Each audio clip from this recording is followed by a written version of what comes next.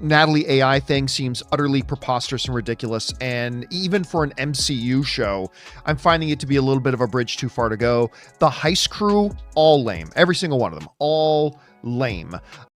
And so in this, I'm not sure what they're meant to be, because this character isn't to be confused with Slug. Slug, our hacker extraordinaire. Who is also the exact opposite in the same show. I'm really confused. Was a massive disappointment in the ratings for them, certainly. We do know, when you go and you look at through these charts, the first couple days it was out, because we have 3 days of Ironheart in these numbers, just like we had 3 days of Daredevil in these numbers. And Daredevil in those first 3 days had over 300 million minutes watched. So, and that was with less possible runtime than something like Ironheart. Yet we know that it hasn't matched that. I can understand why she's frustrated. That's how I feel watching her interviews. How do you feel about the impact that she's having on young Black girls? And I'm going to be completely honest, on Black women. You know, this is yet another area that's getting vibrant. It's getting full in the way that it should. One major development going on now involves more to do with Dominique Thorne going off at the fans yet again in the midst of the Ironheart ratings disaster. It's all ego. You would never find me with an ego like that. Not with my fallopian tubes. Comes to the numbers. Spoiler alert, kind of exactly what we expect. Ironheart ratings in the gutter. Now, Thorne delivered the following in a desperate play to salvage the series. I think Marvel fans, she says, just need to take a step back and to stop focusing on our support for both diversity and LGBTQ and claiming that as some form of a hidden message. Now, is that we know that Kevin Feige and Bob Iger, they're also engaging in damage control about this show, saying things like, don't trust the negative reviews, don't trust the trades, stuff like that. Ironheart is the biggest L of Marvel of all time. The reactions are just spectacular. Supposedly he's smarter than Tony Stark, bites an electric wire, sells her soul to gain magic powers, uses new powers to steal. What did the writers mean by this? Smoke detector beeps. And they were doing everything in their power to really prop up this show. That's exactly why they had RDJ, Robert Downey Jr., some weeks ago going on talk shows to really say that Riri is the best thing to the MCU to represent the legacy of Tony Stark. She was supposed to be Marvel's next icon. After the tragic exit of Tony Stark, the MCU needed a new tech genius to carry the torch. Someone young, brilliant, and bold enough to lead an entirely new generation of heroes. That someone was Dominique Thorne. It deserves your attention.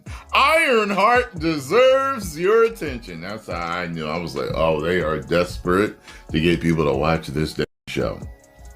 After I did my reaction, I kept getting, hey, it wasn't that bad. I just watched it. Hey, I just watched the first 3 episodes. It wasn't that. Cast as Riri Williams, a.k.a. Ironheart, she wasn't just the next big thing. She was the thing. Touted as the next Iron Man, praised for her debut in Wakanda Forever, and backed by $1 billion studio machine, Dominique had the spotlight and the world watching. Not only is she incredibly controlling, but she's a bitch about it to everybody who works for her when things inevitably start spiraling. Oh my God. She is so full of it.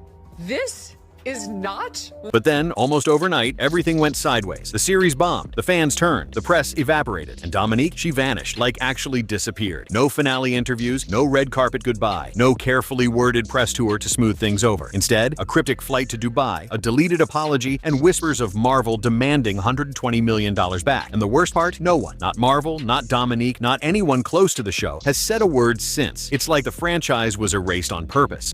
Ironheart might be one of the worst executed ideas ever in the MCU, because under all that garbage was actually potential. So what happened? How did Marvel's future star go from rising icon to industry pariah in under a year? Was Ironheart doomed from the start, or was this collapse the result of one of the most chaotic behind-the-scenes meltdowns in Marvel history? Let's rewind, because this isn't just about a canceled show. It's about a franchise in freefall, a star on the run, and a scandal that may have changed the MCU forever. How do you feel about the impact that she's having on young Black girls? And I'm going to be completely honest, on Black women. You know, this is yet another area that's getting vibrant. It's getting full in the way that it should. In late 2022, Marvel Studios was under pressure, a lot of pressure. The Infinity Saga had ended. Endgame had shattered records. But post-Thanos, the momentum slowed. New characters were being introduced left and right, but nothing was sticking. Phase 4 had critics scratching their heads. The magic was fading. And behind closed doors, Marvel knew they needed a new face. Someone fresh, someone powerful, and ideally, someone who could speak to a younger, more diverse audience. Yeah, and it's like the real Tony Stark gets like back somehow, and there's like a moment where she's flying through and he's like, who is that? And she's like, I'm Ironheart, Mr. Stark. And he's like, I like that girl. And then he like goes to do something else. Like that would be like the level of something that I think would possibly happen. Enter Dominique Thorne. When she appeared in Black Panther: Wakanda Forever, the reaction was electric. She wasn't just a supporting role. She was a standout. A brilliant 19-year-old MIT prodigy building her own Iron Man suit out of scrap vibranium. It was a perfect setup. Dominique had the brains, the look, the charisma. And Marvel wasted no time greenlighting Ironheart, a solo Disney Plus series meant to launch her as the new face of Marvel tech. The pitch was golden. A Gen Z genius, vibing between STEM and street culture, taking on the legacy of Tony Stark while carving her own path. Marvel billed it as fresh, edgy, and emotional. They pulled in top writers, hired a diverse creative team, and funneled millions into high-end CGI, marketing rollouts, and cross-platform integration. This wasn't a side project. This was supposed to be the flagship of Marvel's next era. There is also way too much focus on the LGBTQ community by the fandom in a negative manner, and it just needs to go away, I think, for a healthy story to grow,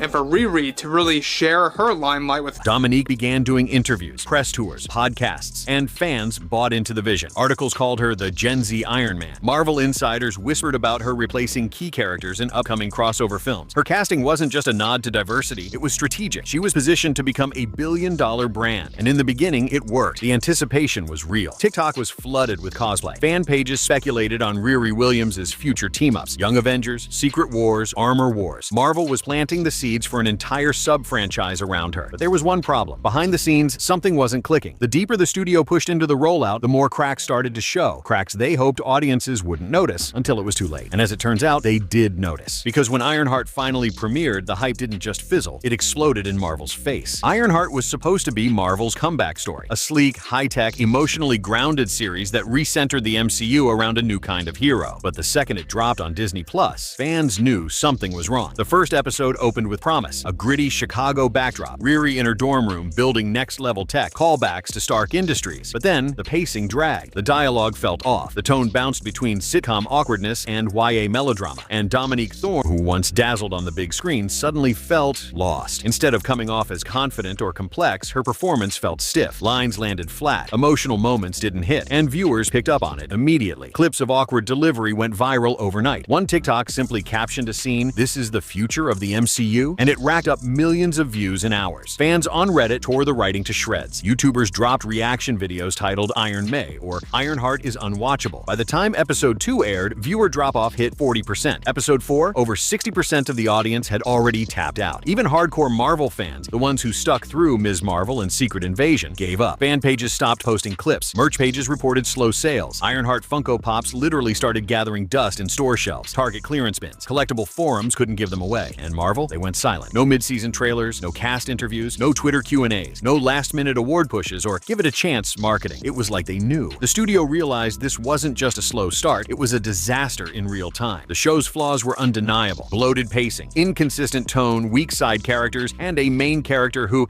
instead of being celebrated, was becoming a punchline. Memes flooded social media. Fan edits roasted key scenes. And slowly, the audience stopped talking about Ironheart altogether. Because when Marvel drops a dud, the internet explodes. But when Marvel drops a dud that no one even cares to hate watch, that's worse. That's indifference. And Dominique Thorne? Her reaction didn't help. If anything, it made everything 10 times worse. When a show fails, the standard playbook is simple. Go quiet, be humble, let the storm pass. But Dominique Thorne? She did the exact opposite. While Ironheart was being roasted online, Dominique made headlines for all the wrong reasons. Instead of damage control, she went on the offensive. In one interview, already tense from the backlash, a reporter asked how she was handling the criticism. Dominique smirked and dropped what would become the most viral quote of her career. If they don't like genius black women building tech, that's on them. At first, it sounded defiant, empowered, but it landed horribly. Fans didn't hear strength. They heard deflection. And Marvel stans? They were furious. Reddit threads lit up, TikToks exploded with stitched reactions. So we can't criticize bad writing now without being called discriminatory, one user said. Twitter, already merciless, labeled her the most unlikable MCU lead ever. Harsh? Yes, but the internet doesn't play fair, and she didn't stop there. In another podcast, Dominique doubled down, accusing fans of being stuck in the Iron Man era and saying, "Y'all need to grow grow up. The irony? Those very fans were the reason Ironheart got greenlit in the first place. But now, even supportive fan pages started deleting posts. Some untagged her name. Others changed their profile pictures back to Tony Stark. It wasn't just hate, it was abandonment. From that point on, Dominique began openly questioning Marvel's creative choices. She told one outlet that some of the rewrites were tone-deaf, claimed she deserved a seat at the table, said Riri Williams needed to be less sanitized, more radical, more authentically rebellious. In a now-deleted tweet, she joked, "I'm doing Silicon Valley cosplay. Might as well get stock options." It was meant to be edgy, but fans read it as smug. And Marvel? They were scrambling. PR teams reportedly cut her from press invites, shuffled live interviews to pre-recorded segments, and reassigned publicists mid-campaign. But the damage was already done. Dominique wasn't being seen as a bold new voice anymore. She looked like a rising star in freefall, dragging an already struggling show down with her. Behind the scenes, Marvel execs were furious. Internally, they started seeing Dominique not as a misunderstood artist, but as a liability. And things were about to get even worse, because if her media meltdown was bad, what was happening on set was pure chaos. The drama fans saw online? That was just the tip of the iceberg. Behind closed doors, Ironheart's production was a mess, and Dominique Thorne was right in the center of it. Multiple insiders later revealed that Dominique wasn't just difficult, she was practically unmanageable. According to reports from the crew, she constantly clashed with Marvel's writers and directors. It started with small notes, tweaking lines, adjusting outfits, suggesting new takes. But quickly, it escalated. Dominique didn't just want to play Riri Williams, she wanted to reinvent her. She told producers the character felt too safe and didn't reflect what she called real Gen Z resistance. She wanted more grit, more attitude, more anti-capitalist rage. At first, Marvel tried to accommodate her. They let her adjust some dialogue, approved a few wardrobe changes, even delayed scenes to let her find the character's truth. But it didn't stop there. Dominique began rejecting full scripts, argued over cameos from legacy characters, claiming they distracted from Ironheart's identity. She demanded entire scenes be rewritten, or she wouldn't shoot them. And when Marvel finally pushed back, she threatened to walk. One producer later said every meeting felt like a war. Another source said directors started skipping meetings to avoid confrontation. Tensions got so bad that one director reportedly quit mid-shoot. The atmosphere on set? Controlling. Crew members described it as walking on eggshells. Table reads were delayed. Rehearsals skipped. Dominique brought in her own personal acting coach, flown in from New York, paid more than some department heads, and allegedly refused to take direction from anyone else. Entire episodes had to be restructured just to work around her schedule and script demands. Production dragged on weeks past deadline. Reshoots stacked up, budgets ballooned, and it all showed in the final product. By the time editing wrapped, Ironheart looked and felt like a patched-together mess. Scenes lacked cohesion, emotional arcs felt rushed, and Riri, the core of the story, felt strangely hollow. Fans noticed, critics noticed, even Marvel's own review teams reportedly flagged it as flat and tonally inconsistent. The final straw? Dominique allegedly demanded creative consultant credit on Season 2, before Season 1 even finished airing. Marvel executives were floored. This wasn't a rising star pushing boundaries. This was a complete breakdown of professional structure. One insider bluntly said she was trying to run the show without earning the right to lead it. By the time the finale aired, Marvel had already made their decision. Season 2 wasn't happening. Not because of budgets, not because of low ratings, but because they simply couldn't survive another shoot with Dominique in charge. And right after filming wrapped, she disappeared. When the Ironheart finale dropped, fans expected at least some sort of wrap-up.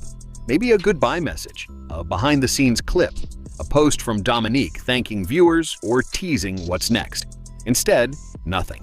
No press interviews, no cast Q&As, no Instagram story from Dominique, no tweet, no red carpet, no fan reposts, just a strange, awkward silence. For a franchise that once hyped her as the next face of Marvel, the lack of celebration was almost surreal. But it didn't take long for the internet to notice, and it took even less time for them to start digging. Just days after she ghosted her scheduled panel appearance alongside other MCU stars, a jet tracking account flagged something odd. A private charter flight, booked under a corporate management agency linked to Dominique's team, left New York in the middle of the night and landed in Dubai. Random? Not really. The United Arab Emirates has become the unofficial retreat zone for celebrities who need to disappear. There's no TMZ, no paparazzi, no unfiltered press swarming hotel lobbies. It's a place where stars go when they want to go off the grid, not for a vacation, but for escape. And the timing couldn't have been more suspicious. The very same week Dominique vanished from all media channels, sources inside Marvel began leaking something explosive. The legal department had allegedly contacted her reps with a formal complaint, quietly, strategically. They were invoking something buried deep in her contract, something most stars never worry about unless they screw up badly. A morality clause. According to insiders, Marvel was gathering evidence that her actions, both on set and in the media, had caused reputational harm and financial loss. And because the show didn't just flop, it imploded in real time. The studio wanted someone to take the fall. Fast. Was Dominique's sudden flight to Dubai a panic move to avoid press fallout? Or was it a calculated escape before a legal bomb dropped. No one knows for sure. But what is clear is this. She ran. Not metaphorically, not emotionally, literally. She left the country, scrubbed her socials, and stayed silent. And in her absence, Marvel wasn't done. In fact, the studio was just getting started. Because what came next wasn't gossip. It wasn't drama. It was about money. A lot of it. Marvel doesn't just lose and move on. When a franchise fails, they don't chalk it up to bad luck. They investigate. They protect their brand. And when a star is involved in that collapse, they pull out contracts and start building a legal case. Dominique Thorne had reportedly signed one of the standard high-profile Marvel deals. Multi-phase options, social responsibilities, character likeness licensing, and, most importantly, a morality clause. It's a clause designed to protect the studio's image if the actor does something that causes public backlash or business losses. And in the case of Ironheart, Marvel believed Dominique had triggered all of it. The backlash, the canceled licensing deals, the destroyed merch sales, the tanked ratings, the walkouts on set, the meltdown in the media, all of it. They were allegedly building a paper trail to pin the fallout squarely on her. Internal emails, later leaked to press insiders, mentioned one specific number being floated in executive meetings, $120 million. Not because she personally cost Marvel that much, but because the total collapse of Ironheart, from marketing to merch to planned spin-offs, amounted to a $120 million loss in projected revenue. And the studio wasn't bluffing. Sources say legal teams were working overtime, pulling interview transcripts, collecting social media screenshots, documenting every appearance she skipped, every off-script quote she gave, and every production delay tied to her name. They were building a case, a real one. They allegedly reached out to her team with formal intent to invoke her contractual clause and recoup damages. That's not just firing someone. That's sending a message to the entire industry. If you burn the brand burns back. And while Marvel's lawyers moved in silence, Dominique's team said nothing. No rebuttals, no statements, no leaks, no counterspin, just total radio silence. But in Hollywood, silence doesn't mean surrender. It usually means strategy. Behind the scenes, this was no longer just a PR crisis. It was becoming a case study in celebrity accountability in the streaming era. Dominique had gone from Marvel's next-generation hero to the alleged scapegoat for the studio's biggest post-Endgame failure. And as the legal fires heated up, fans were asking the same question. Was she the real villain of this story, or just the one who got caught? After weeks of silence, fans finally saw something. Not from Marvel, not from Disney, but from Dominique herself. Sort of. Without warning, an Instagram story appeared on her account. No video, no voice, no behind-the-scenes footage. Just a white screen with black text, centered, bland, emotionless. I recognize the importance of diverse storytelling and appreciate all fan perspectives. We're all growing together through this journey. That was it. No mention of Ironheart, no acknowledgement of the backlash, no emotion, no responsibility. It read like it was written by a junior lawyer during lunch break, a placeholder apology, corporate damage control in its laziest form, and fans saw right through it. Reddit threads called it a Notes app breakup from hell. TikTok lit up with parody readings, roasting the lack of sincerity. One viral comment said, "You burned $1 billion franchise, fled to Dubai, and dropped an AI-generated apology? Girl, what?" Even Marvel fan accounts, the ones who had stuck with her, began calling the statement embarrassing. Some compared it to the infamous Fantastic rollout. Others said it felt like she was insulting fans rather than apologizing to them. But the worst part? The apology vanished within 48 hours. Deleted. Gone. No explanation. No follow-up. Just another digital ghost trace of a star, slowly being erased from her own legacy. Did Marvel order it taken down? Did Dominique regret posting it? Or was it all just a last-ditch PR attempt that backfired instantly? No one knows. But one thing became very clear. There was no redemption arc coming. The fans had moved on. The industry had moved on. Even Marvel had moved on. Disney quietly stopped promoting Ironheart. Licensing deals with Lego and Target were shelved. The Young Avengers crossover that would have featured Riri Williams? Canceled. Animated spin-offs? Paused. Merchandise? Leverage weight. Back at Marvel HQ, insiders described the atmosphere in one word: chaos. Emergency meetings. Canceled promos. Executives asking one question over and over. How did this go so wrong? And behind closed doors, the answer was clear. Dominique Thorne. She didn't just star in the failure. According to Marvel, she helped cause it. She became the lightning rod for everything that went wrong. The production drama, the bad press, the public backlash. Her name was pulled from promo decks. PR firms advised Disney to cut ties. One insider even said Kevin Feige refused to discuss her in future MCU plans. It wasn't just a career pause, it was a corporate execution. Quiet, surgical, permanent. Just a year ago, Dominique Thorne was being positioned as the heart of Marvel's future. A brilliant young actress playing an even more brilliant inventor. A character meant to inspire the next generation. A series meant to prove Marvel still had it. Now, the show is canceled. The merch is being returned. The character is untouchable. And the star at the center of it all is nowhere to be found. She fled the country, dropped a hollow apology, got wiped from Disney's roadmap, and watched from the shadows as her billion-dollar opportunity went up in flames. Can she come back? Maybe. But it won't be easy. She'll need to disappear for years, rebrand completely, return with humility and a totally different image. Or she could double down. Own the chaos. Become Hollywood's next villain and monetize the meltdown. down. But either way, it's a steep climb. And Marvel's not throwing her any lifelines. Because in a billion-dollar franchise, when everything falls apart, someone always pays the price. And this time, it wasn't a villain in the story. It was the star at the center of it.